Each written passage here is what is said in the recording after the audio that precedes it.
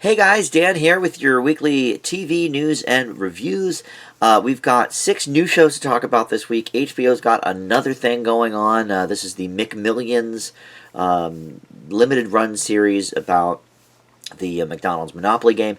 We've got 3 new shows on Netflix that premiered at the end of January that we still haven't gotten to, including the Gwyneth Paltrow show, the Goop Lab, about her lifestyle brand.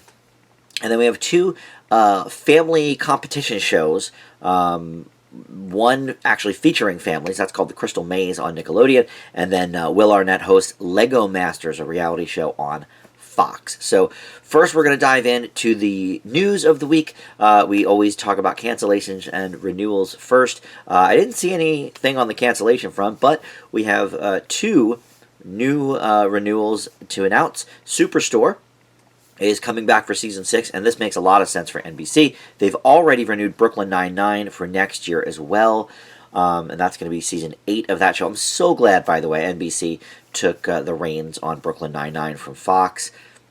You know, I get that the ratings were not that great on Fox, but it's such a fan favorite show.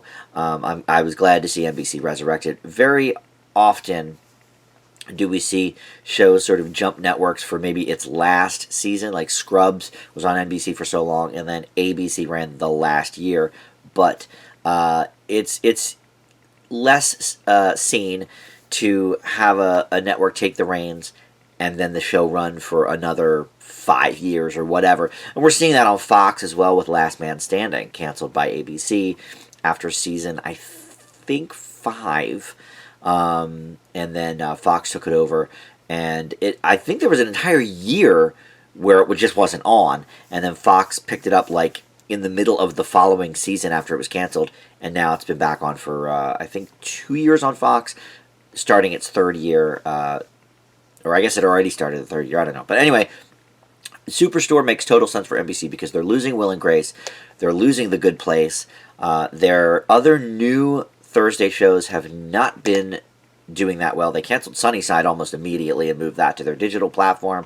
And then Perfect Harmony, just not getting great ratings. I would be surprised if that came back for season 2. And then the new Fran Drescher show just premiered like last week, so I don't know. You know, it didn't do great ratings, but we'll see. I guess a lot of NBC's, especially comedies, really live or die by how they're received online over the couple of weeks after the initial airing. So we'll see what happens with that. I guess I'll review the Fran Drescher show next week, Indebted. But Superstore coming back for season 6. This is, at this point, NBC's longest-running comedy series. Brooklyn Nine-Nine, of course, with an asterisk because it was on Fox for so long first.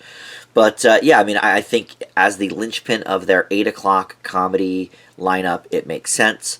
I would love to see Jason Lee come back with My Name is Earl. They've been sort of talking about that, and he has said he wants to do it. But obviously, NBC, Thursday nights, like that's where My Name is Earl was. It would be very cool if they picked that up and did like Superstore, My Name is Earl, Brooklyn Nine-Nine, and then some new hot show at 9:30, if it was actually good.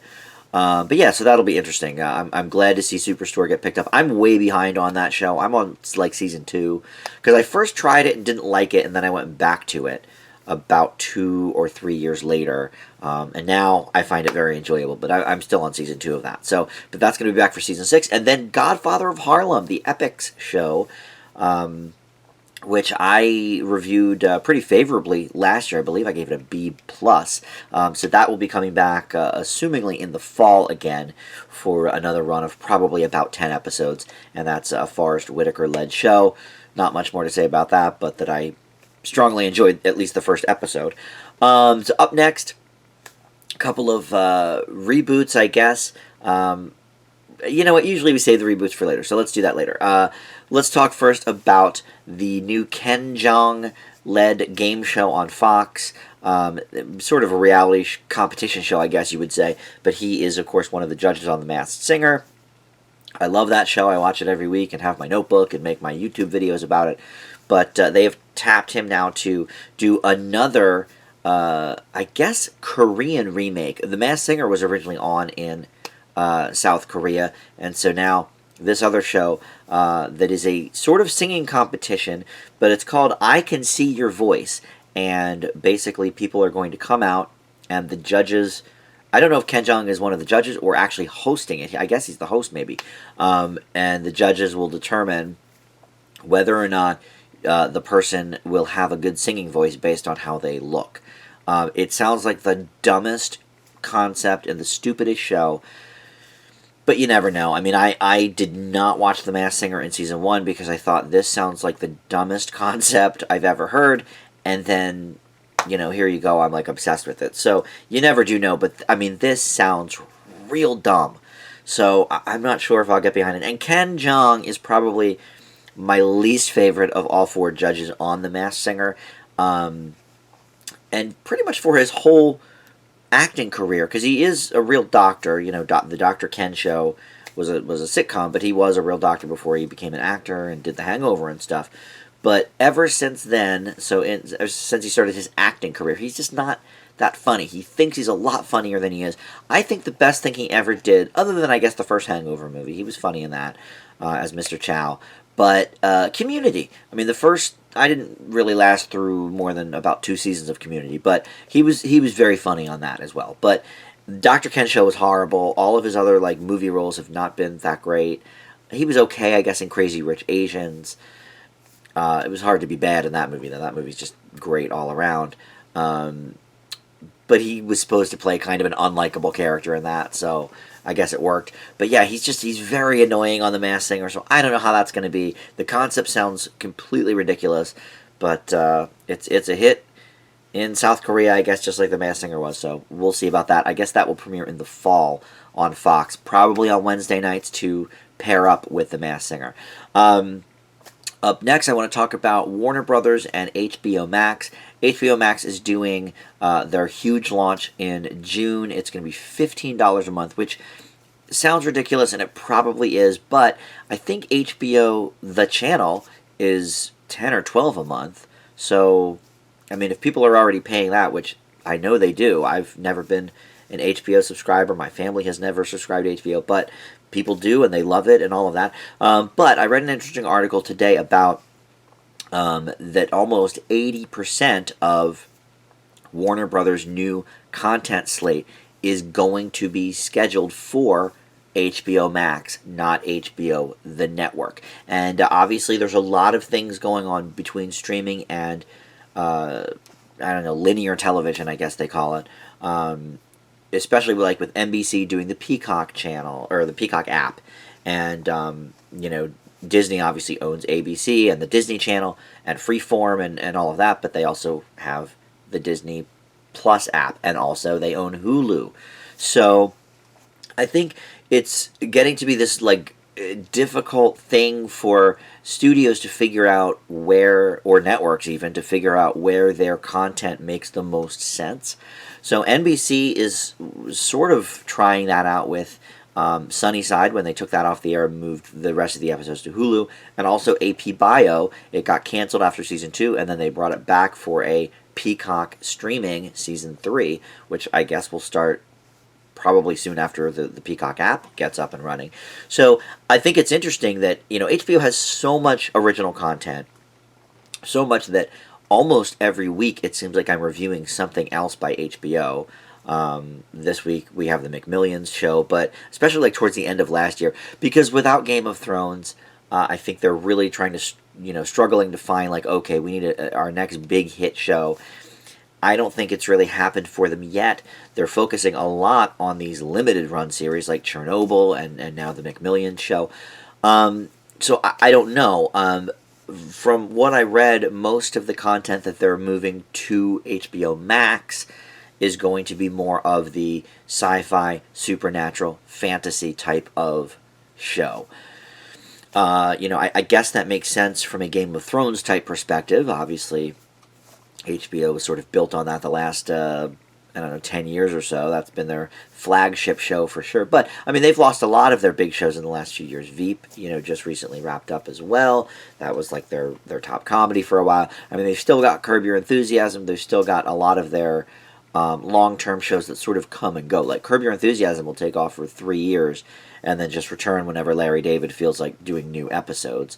But obviously, they want HBO Max to be a driving force for the network. They're already going to have so much past content on there. I'm curious to see whether the HBO movies are going to be there, because they're, you know, homespun movies from like the 90s and the 2000s are, you know, a lot of them are real legendary, and it's not like HBO, the channel, runs them that much anymore. Although, I guess there's so many HBOs now. You've got HBO 2 and 3 and 4 and all the way up. Maybe they do run more frequently than I'm thinking. But like whenever I'm at a hotel, for example, and they have HBO, which I love because they always have the entire month's grid of what's going to be on HBO that month.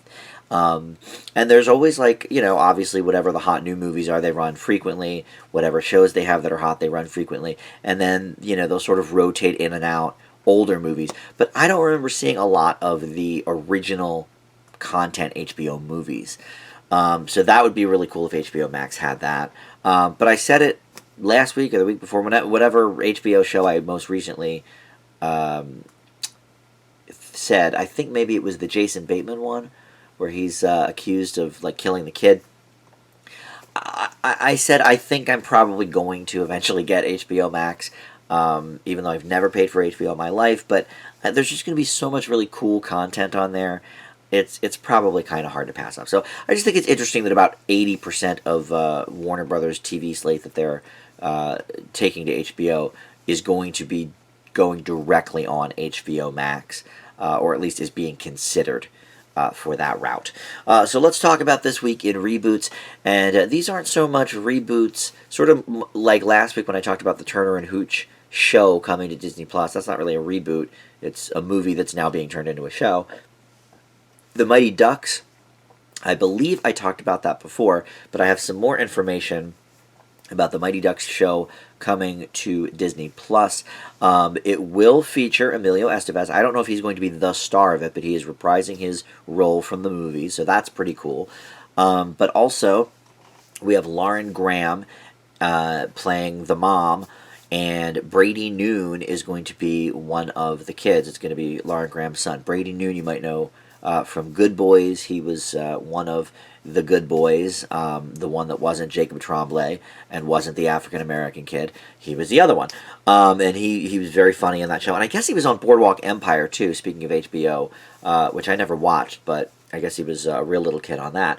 But, yeah, so we're going to get, you know, more Mighty Ducks. And they already tried that with the animated series in, I guess, the late 90s, and that was on, like, the Disney Afternoon kind of lineup with like Tailspin and stuff. It was probably a little after that, but it was probably more like what Recess maybe was on there. I was like in college and beyond when that stuff was on, but I think it was like Mighty Ducks, Recess. Oh man, I forget. Was Gargoyles one of them? Maybe. Anyway, doesn't matter. But they tried Mighty Ducks in an animated form, so now they're going to do a live action one for Disney Plus. It should have 10 episodes, just like Turner and Hooch is going to. And Disney's still sort of playing with how they sparse out their content. A lot of their shows are going up the first episode and then just week after week. They're not one of these that puts a lot of their content out all at once. Some shows they did that with, kind of like Apple TV Plus. They're still sort of working on how they want to parse things out. Is it going to be all at once or one week at a time? Hard to say. So that's one. And then the other one is not necessarily a reboot, but it is a TV show based on a dramatic TV show based on the love of a movie. It's weird, but it's being called the Goonies Project, and I think it's sort of got a working title, but it's going to be a scripted drama on Fox, and it's going to not be a remake of the Goonies or a reboot of the Goonies, but it's going to focus on a teacher with a struggling class, I guess, and a few of the class members are like budding amateur filmmakers, and they're obsessed with the movie The Goonies, and so they want to make a shot-for-shot remake of The Goonies, and so the teacher is going to help them. I don't believe it's been cast yet. And I don't know if at the end of the season then we're going to see their version of the Goonies. I don't know, but it certainly sounds interesting. And the article I read that was attached to it said about Fox sort of trying to establish themselves as more of an outside the box type network like they were 30 years ago, Married with Children, 21 Jump Street, The Simpsons, Tracy Ullman. They've sort of fallen into this pattern, I think, of sort of more stale shows, as witnessed by, their slate this year, for example. I mean, Almost Family, Bless the Hearts, the Jason Biggs show that I did last week, Outmatched. I gave them all negative grades. The only show that I can think of that they started this year that I liked was 911 Lone Star, but that was a spin-off. So it's hardly fair to count that. So, I think it's wise to sort of maybe start going outside the box a little more, because doing the same old thing is certainly not working for them over at Fox. So we'll see what happens with this show. It sounds interesting. It's only got a pilot deal right now, so it's not going to for sure be a series like The Mighty Ducks is over on Disney Plus. But we'll see what happens. Pilot season is upon us, so I'm reading a bunch of articles about different pilots that are, being shipped to the networks. But I don't talk about most of them. But that one sounded certainly interesting, and definitely like something that was standing out from the pack. So I wanted to sort of bring that to your attention, even though it's not really a reboot, but we'll put it in this week in reboots anyway. So let's move on to the review portion of the show. We've got 6 shows to talk about. The first is this HBO mini-series called McMillions. Like I said, they're really, going hard on the miniseries concept here, and this has less episodes than most of them, which I like. This has only 6 episodes. They're an hour long each, so 6 hours total. And I've said this a million times on this show, but back in the day, miniseries used to mean you watched for 2 hours Monday night, 2 hours Tuesday night, or whatever the days, and that was it. Maybe if it was a real big story, they had a third night. But once you throw out the commercials and everything, it's only about an hour and 20 minutes, hour and a half each night. So you're getting maybe 3 to 4 hours of actual content. But, now with Netflix and HBO, it's like they're, 8 to 10 hour-long episodes each, and it's a lot of times too much. But this is very interesting. It's certainly of interest to me as a former McDonald's employee and a game show person, and I really loved the Press Your Luck scandal story that GSN did about the guy who rigged Press Your Luck to win a bunch. And then this is about people rigging the McDonald's Monopoly game that used to run every year for literally like 10 or 12 years. It started in the late 80s, and I think the last one they did, they said, was 2001. And then they brought it back a few years ago, because I definitely remember collecting the Monopoly pieces in the past decade. But it isn't something that they do every year anymore. But this was huge back in the day. It says right in the first episode that it spiked McDonald's revenue by 40% every single time they did it. So we focus on basically the FBI involvement and the McDonald's involvement, because, well, I don't know how it's going to shake out for real, because I don't really remember too much about this story. I don't remember hearing much about it. But the people they're talking to, at least in the first episode of this 6-episode series, and who they think is rigging the system, is not McDonald's themselves. And I would imagine it's not anybody at McDonald's, or we probably would have heard more about it. But it was somebody from the company that made the actual peel-off stickers, or not stickers, but the game pieces, and they sort of had a web of like different family members, and so it's a very interesting story, and it's of the true crime variety, you could say, but of course when you think of like true crime podcast, true crime miniseries, it's usually like murderers and serial rapists and stuff like that. This is obviously a lot more lighthearted, I guess you could say, or white collar, or whatever. But it's certainly very interesting. I find a lot of those true crime podcasts to be a little too morose, a little bit too chilling, a little bit too much. I don't watch a lot of them, or listen to the podcast. I don't listen to any of the podcasts, but of the TV shows and movies and stuff I've seen of that variety, it's all a little bit too much for me because it is real.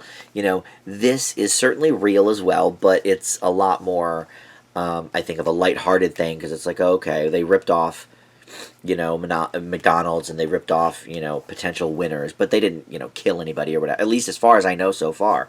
But the main guy at the FBI is hilarious. He is like, he clearly wants to be some kind of a star, and he has his own sort of brand of humor and brand of how he does business, and it's very funny and interesting. So he's a great character. The woman that is sort of at McDonald's that did like the sting operation with the FBI agent, like she is really fun and bubbly, and they're all just very interesting characters so far. They have not really even scratched the surface because, of course, it's only been the first episode. But I found this to be very enjoyable indeed. And again, as a former employee of McDonald's, when Monopoly was going on, I'm certainly intrigued by the progression of this and how it's going to shake out and everything. I think it's done in a very fun kind of way, but it is obviously a serious matter. I mean, a crime was committed for sure, and several of them, I guess. But it takes a more lighthearted approach at it, which they're able to do because the subject matter is not murdering people, etc. That a lot of the true crime podcasts sort of depend on. So I found this to be enjoyable. I give McMillions a B+. Up next, we have two family type reality or game shows. One of them is Lego Masters on Fox, and the other one is Nickelodeon's The Crystal Maze. And I'll do them sort of one by one, but I'm lumping them together because they're both, family-friendly competition shows. And so Lego Masters, hosted by Will Arnett, who of course was Lego Batman, which he reminds us about, 5 times an episode. But the basic conceit is we've got people who are basically pros at building Legos. Now, however they found them or whatever they're determining as like these guys are professionals, I don't know. I don't think they are professionals in the sense that they make money from their Lego sculptures, but some of them may be, I don't know. One team specifically hadn't even met before the first competition. They were sort of just, I guess, from an online chat group or something. But you have, like the father-son over here, the best friends over here, the brothers here, the married couple here. So, it's sort of all walks of life. And I do like that they found a lot of people of different ethnicities than white. Because Legos, I don't know, it always just... I never think of more urban kids playing with Legos, and I don't know why. I don't know if that's because they're so freaking expensive, but they really have a nice variety, of people, not just all the white people playing with Legos. So I thought that was cool. But anyway, the first episode they all had to make their own Lego theme park, and the only instruction they really had was they had to have one moving ride. I think it had to be a ride. It wasn't just a moving thing. It had to be a moving ride. And so you got to see, they had 15 hours to do it. You got to see the different teams build and how they worked and how they formed ideas. And look, it's light and fluffy. It is for sure. There, it's a lot like the, like the cake shows or some of the cooking shows. It's like the stakes are not super high here. People are having fun, but it is a competition, so people want to win. So people are, giving their all and really, focusing on their ideas. And I think it's shot in a way that is interesting. I think that people are really, you're getting to see as the viewer just how hard some of these Lego creations are. Like you maybe think they're easy. I don't know. I mean, I always found them to be very difficult. My dad builds a lot of really cool Lego stuff, but of course, he doesn't create them. He just goes and buys the kits, and then he builds them, and then he plays with them with my nephews and stuff. But and did it when we were kids too. But it's so cool to see these creations that the guys are making, and the two judges they have. So Will Arnett's the host, but they have these two absolute legends in Lego lore judging the competition. I don't know much about them, so I had never heard of these people, but they sort of, went over their accomplishments and whatever.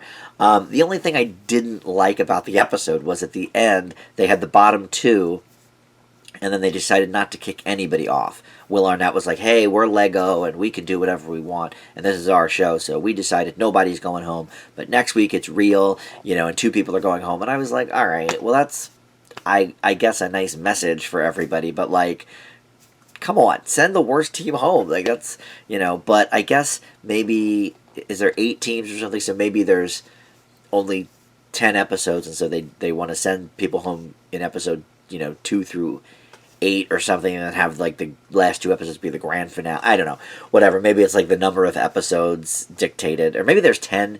Maybe there's 10 teams. I don't remember. Anyway, so if there's 10 teams and 10 episodes, maybe that's how they're doing it. Episodes 2 through 9, somebody gets sent home, leaving 2 teams for the big episode 10 finale. I don't know, but I thought that was a bit corny. Speaking of corny, Will Arnett, the host, is he's being silly. He's being goofy. He's being Lego Batman a little bit. But other than Arrested Development, I don't think, and I guess Lego Batman, Will Arnett hasn't really done anything that I thought was very good. I mean, he was on a couple of sitcoms that tanked. His movie work hasn't been that great. He was in the new Ninja Turtles movie. It's just things that are not well received, and just aren't that good. So I'm glad he sort of found a niche here. I find him to be kind of a likable guy. He's got that sort of cocky nature, but it works for him because I think he doesn't really believe it kind of thing, which is weird because that Ken Jeong does the same thing, but he really is a boob, so I don't know. I don't really like it on him, but I thought the show was decent. I don't think it's breaking any new ground. It's very surface level. And I guess I would like to know a little bit more as we go on about the competitors, because you want to know who you're rooting for. And right now all you have really to base it on is how well they did the first week. I think they should have sent somebody home, but I leave Lego Masters with a B. So up next is The Crystal Maze, and this is another family competition show, but this actually involves families themselves. So this is on, I'm not sure when, I'll have to look it up and put it in the thing here, but Adam Conover is the host of this from Adam Ruins Everything, and this is from a very long-standing British show, which has been on for 20-some years? 30. It started in 1990 in the UK, and so this has been on forever. It hasn't run continually. Apparently it ran for 5 years in the 90s and then stopped for a long time, and then Stephen Merchant revived it in 2016, so it's been on still for a few years there. But so basically a family is one family per episode. They're not racing against a different family, it's them against the clock basically, and they each do different sort of mazes or different challenges, and each one has different things about it. In one, the girl can't see anything because it's virtual reality, so the rest of the family is outside telling her okay, take 2 steps to the left, and then sometimes she'll step into a laser or whatever, so they have to direct her. So it's stuff like that, and one of them was you have to build a tower, and there's 4 colors, and the colors have to be in the right order, so you hit the button, and the gargoyle or whatever tells you how many you have right, sort of like that one Price is Right game. So it's basically just a series of games for families to play, and then if they collect each crystal in the competitions, then each crystal's worth 5 seconds in the big ending tube at the end, the grand finale.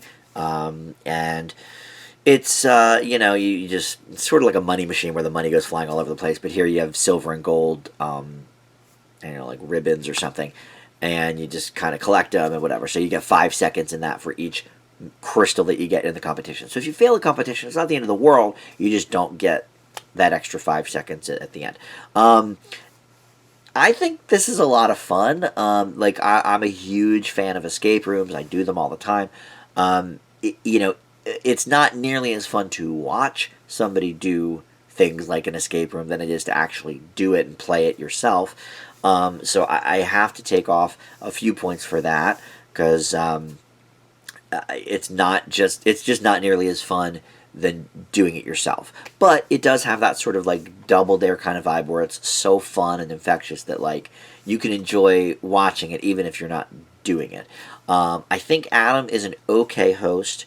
I've never seen really Adam Ruins Everything. I know what it is, and I guess I've seen like a couple of clips on YouTube or whatever. But he's okay here. But since it's Nickelodeon, it's a lot of like really corny jokes.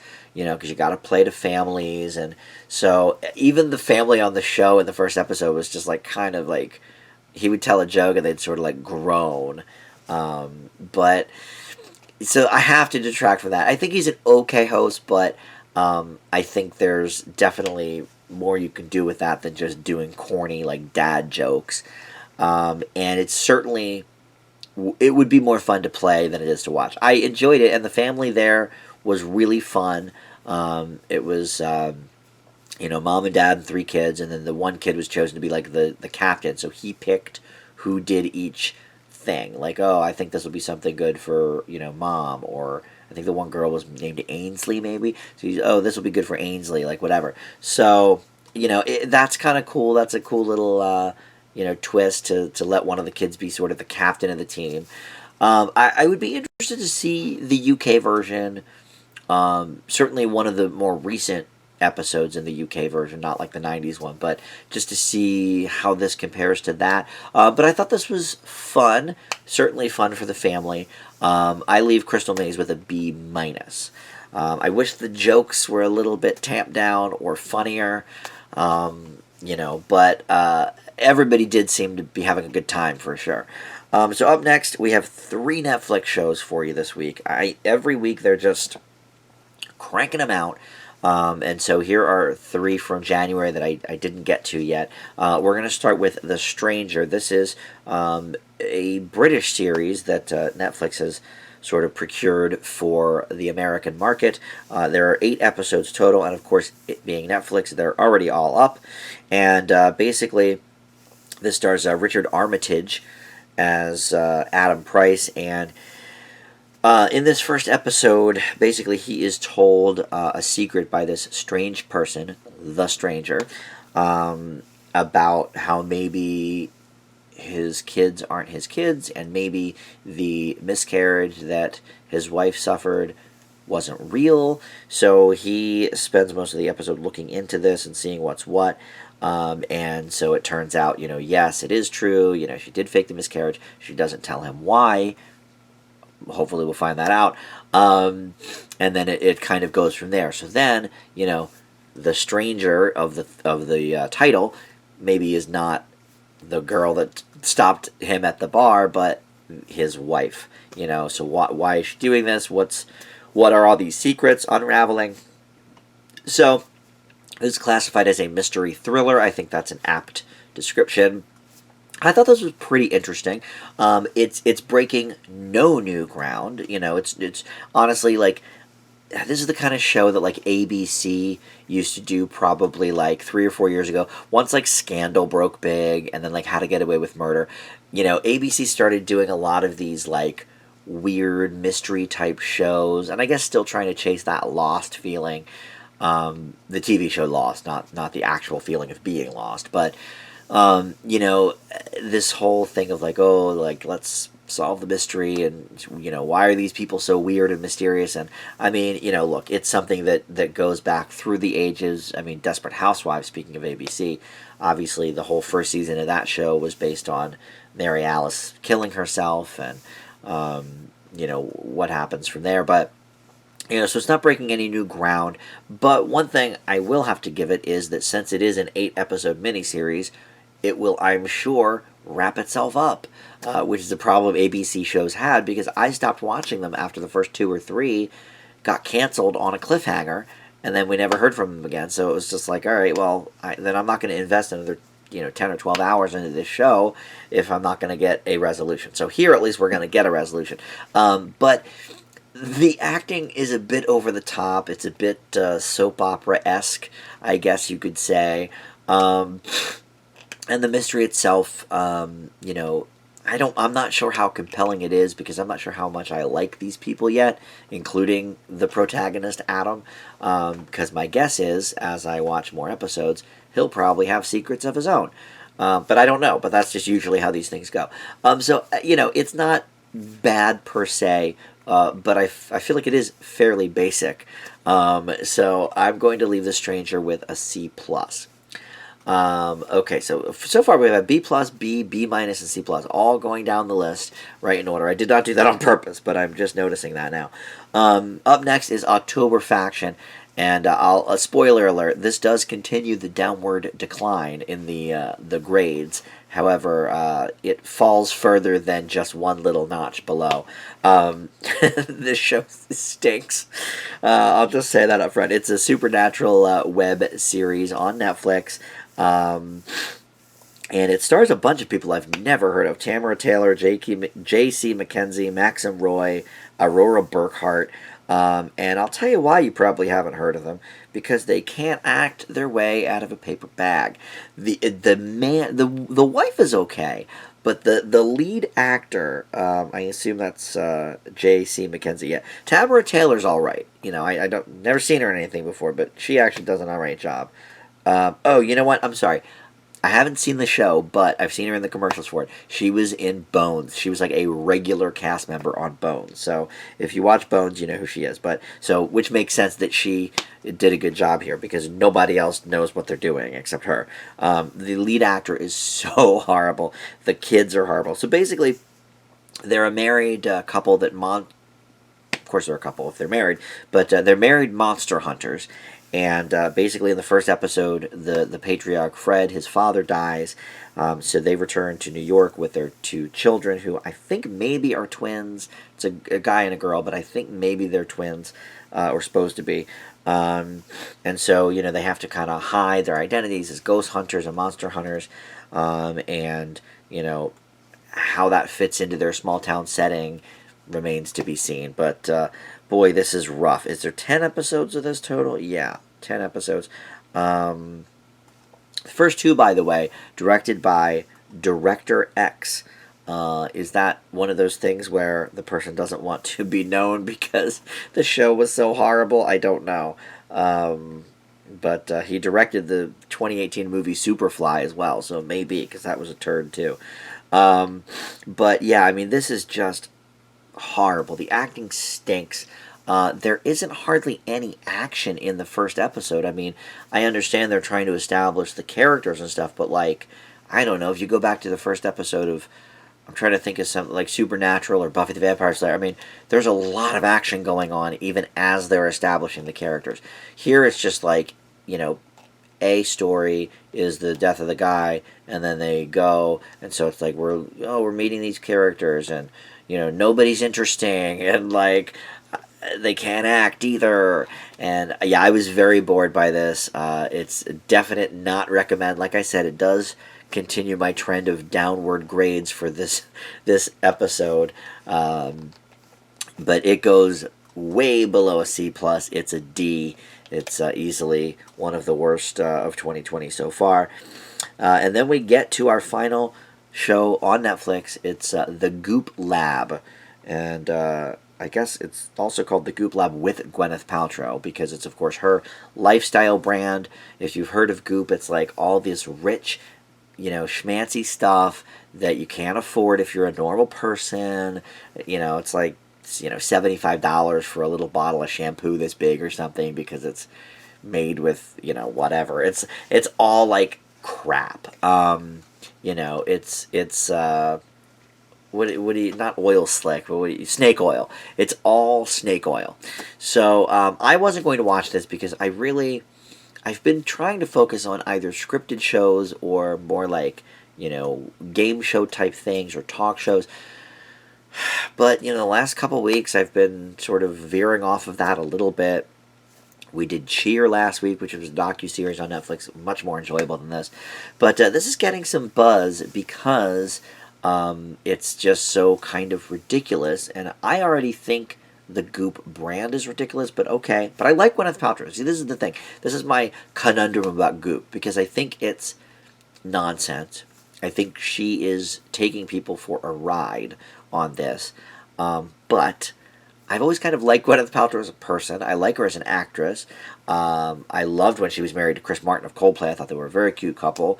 I'm sure she's a cute couple with her new husband. I just don't really know much about him. But this is a horrible, horrible show.